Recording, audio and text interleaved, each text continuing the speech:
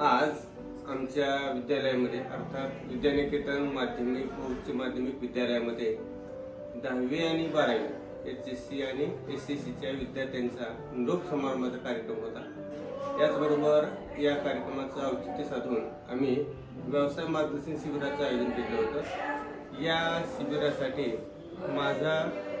Career guidance फाउंडेशनच्या संचालिका विधी पळसापुरे यांनी या ठिकाणी उपस्थिती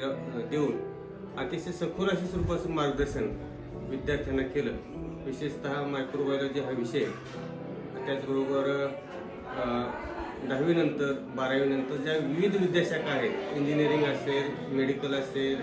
ॲग्रिकल्चरल असेल, इन्फॉर्मेशन टेक्नॉलॉजी असेल, या सर्व विषयावरती सखोल अशा स्वरूपाचं मार्गदर्शन आमच्या विद्यार्थ्यांनी केलं। त्यांच्या या व्यवसाय मार्गदर्शनाच्या कार्यक्रमासाठी त्यांच्या माझा करिअर गाईड फाउंडेशनला मी शुभेच्छा देतो आणि त्यांनी अशाच स्वरूपाची वाटचाल भविष्यामध्ये करून ग्रामीण भागातील विद्यार्थ्यांना जर अशा प्रकारे आपण 10वी 12वी नंतर काय करायचं याची योग्य दिशा मिळाली तर निश्चितच त्यांचं भवितव्य जे आहे ते अतिशय उज्ज्वल बनेल आणि एक प्रकारचे योग्य अशा स्वरूपाची दिशा त्यांना प्राप्त होईल। बऱ्याच जणांना 10वी नंतर काय करायचं, 12वी नंतर काय करायचं हे लेट सुचतं आणि मग आपण हा अभ्यासक्रम केला असता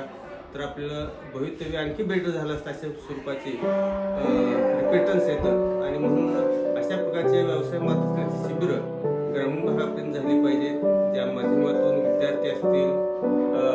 पालक असतील, टीचर्स असतील यांचे प्रबोधन होऊन एक प्रकारचा सकारात्मक संदेश समाजामध्ये